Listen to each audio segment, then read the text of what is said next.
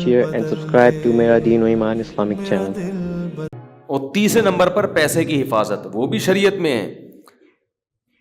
جب نہ جان جا رہی ہو نہ عزت جا رہی ہے تو پھر پیسہ بھی شریعت میں حکم ہے کہ اس کی بھی حفاظت کرو. دنیا مسافر خانہ ہے، میں بار بار بیان میں کہتا ہوں، میں کیا کہتا ہوں، قرآن کہتا ہے، لیکن اس کا مطلب یہ نہیں ہے کہ اس میں چیزیں پھینکنا شروع کر دو آپ کہ یار ویسے ہی گزر جائے گی تو کوئی بات نہیں، اڑا دو، ختم کر دو، مر جائیں گے تو ویسے ہی ختم ہو جائے گا. تو مر جائیں گے تو ختم ہوگا، لیکن اس سے پہلے ختم ہو گیا تو ٹائم سے پہلے مر جائیں گے. سمجھ رہے ہیں؟ اعتدال ہے نا اسلام میں، نہ ان چیزوں سے دل لگاؤ. سورہ بنی اسرائیل کی کیسی بہترین آیت ہے. آج میں سفر سے آیا ہوں تو میری سیٹنگ بھی تھوڑی سی آؤٹ ہے کیونکہ میں سویا نہیں ہوں پوری رات، سفر میں تھا تو ابھی بھاگتا بھاگتا بس پہنچا ہوں. میں نہا دھو کے جلدی سے آ کے ممبر پہ بیٹھ گیا ہوں. آ کے ارادہ ہی نہیں ہو رہا تھا کہ آج بیان کروں گا، لیکن پھر لوگ دور دور سے آتے ہیں تو آج سوال جواب کا سیشن کی چھٹی ہے آج، ٹھیک ہے نا. تو کیا کہہ رہا تھا میں؟ سورہ بنی اسرائیل میں کہ اللہ نے فرمایا کہ لا تجعل یدک مغلولۃ. یہ ٹاپک چل کیا رہا تھا؟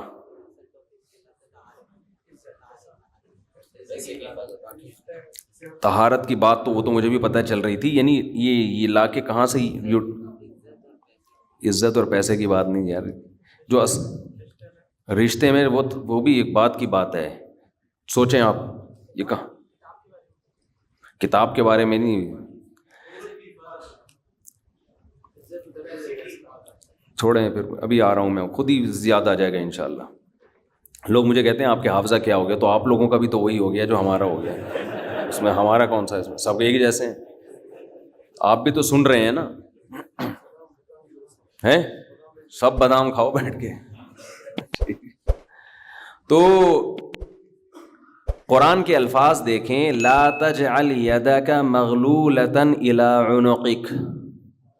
نہ تو اتنے کنجوس بن جاؤ کہ اپنے ہاتھوں کو گردن سے باندھ لو، ولا تبسطها کل البسط، اور نہ اپنے دونوں ہاتھوں کو ایسے پھیلا کے اڑانا شروع کر دو. وابتغ بین ذلک سبیلا، ان دونوں کے درمیان اعتدال والا راستہ اختیار کرو. اچھا، ہر آدمی کہتا ہے میں اعتدال سے چل رہا ہوں، کہ نہ میں اتنا ایسے اڑا رہا ہوں اور نہ میں کنجوس ہوں، کیونکہ میں نے اس دن میری گاڑی کا شیشہ ایک بندے نے صاف کیا تھا، میں نے اس کو 10 روپے دیے تھے، میں تو بالکل بھی کنجوس نہیں ہوں. اس دن چمونی آپا آئی تھیں ہمارے محلے میں، میری والدہ کی بڑی اچھی دوست ہیں، تو میں نے ان کو چائے پلائی تھی. میں نے یہاں میری مسز نے کہا تھا کہ 2 سموسے لے آؤ، میں لے آیا تھا. اگر میں کنجوس ہوتا تو میں کہتا نہیں، نان نفقے کے علاوہ کچھ بھی گھر میں نہیں آئے گا. تو آپ میں اعتدال ہے یا نہیں، یہ فیصلہ خود نہ کرو میرے بھائی. کبھی کچھ دن سخی لوگوں کے ساتھ گزارو تو ہم سب کو پتہ چلے گا کہ ہم سب کیا ہیں، کنجوس ہیں. سمجھ رہے ہو؟ ہم سب کنجوس ہیں. کچھ دن سخی لوگوں میں اٹھو بیٹھو. اسلام چاہتا کیا ہے؟ جو اسلام چاہتا ہے وہ تو میں پوری بات کہوں گا تو شاید جمعہ پڑھنا چھوڑ دیں آپ لوگ. اسلام کہتے ہیں مسافر خانہ سمجھو اس کو، اتنا نہ اڑاؤ کہ کل مانگنے کی ضرورت پیش آ جائے، بس اس سے کم خرچ کرو، ٹھیک ہے نا. یہ رکھنے کی چیز نہیں ہے. لیکن ہم یہ نہیں، ہم نے تو کتنے سالوں کا جمع کر کے رکھا ہوا ہے، جمع ہوتا جا رہا ہے، ہوتا جا رہا ہے، ہوتا جا رہا ہے، پلاٹ کی شکل میں، گولڈ کی شکل میں، دکانیں، پھر پراپرٹی، ہوتے ہوتے ہوتے.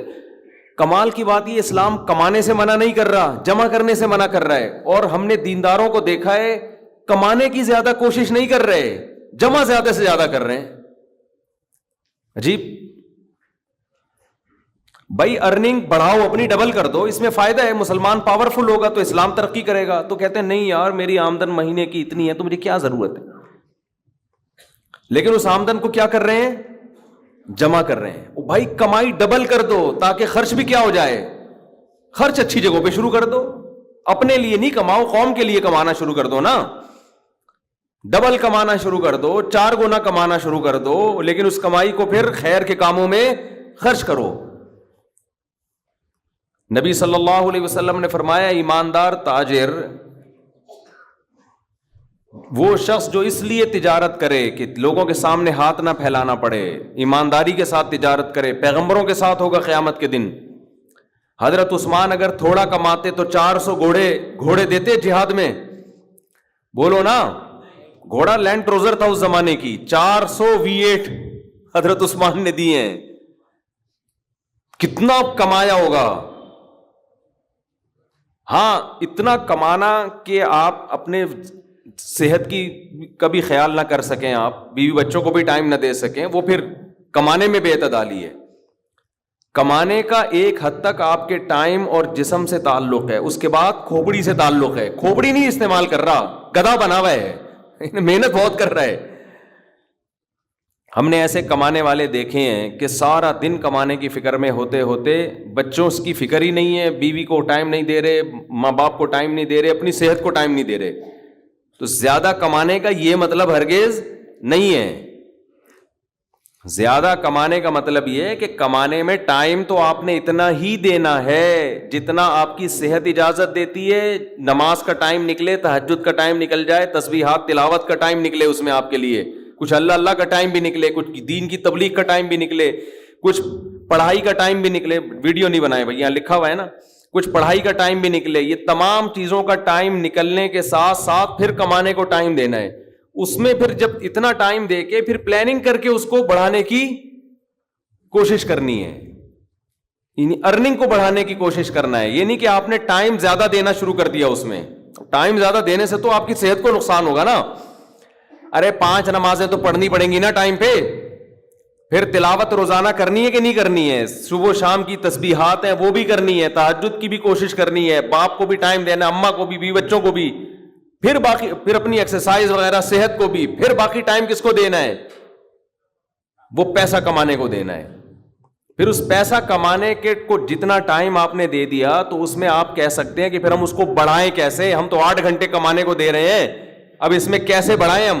تو بھائی کھوپڑی استعمال کر کے کیا کریں, اس کو بڑھائیں.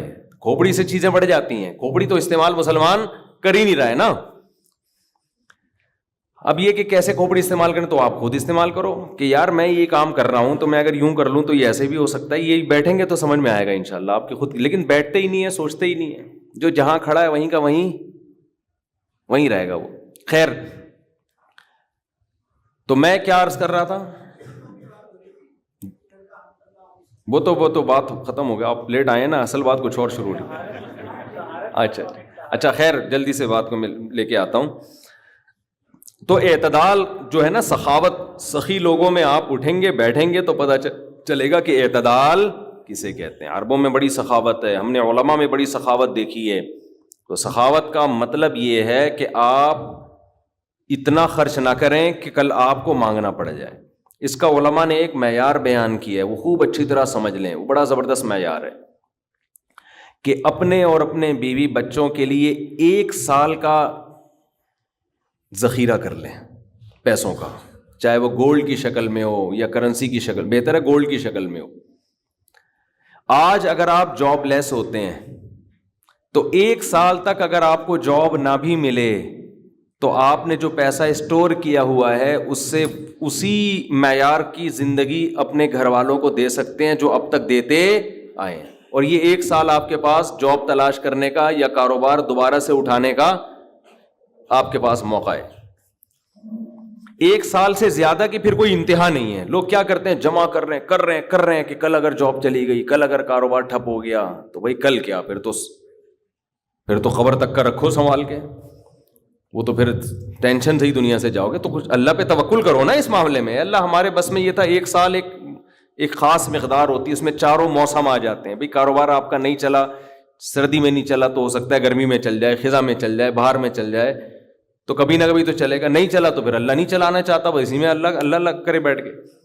جو آدمی اللہ پہ اعتماد توکل نہیں کرتا وہ تو کبھی زندگی میں سکون میں آ ہی نہیں سکتا ہے. تو 1 سال کا اسٹور کر لیں آپ. اور بہت اللہ نے پیسہ دیا ہے تو بچوں کے لیے ایک پراپرٹی لے کے ڈال دی, پلاٹ 2-4 لے کے ڈال دیے, مرنے کے بعد بچے بالکل روڈ پہ نہ آ جائیں. بس باقی کیا کرو, کھاؤ کھلاؤ. ٹھیک ہے. Share and subscribe to Mera Deen o Iman Islamic channel.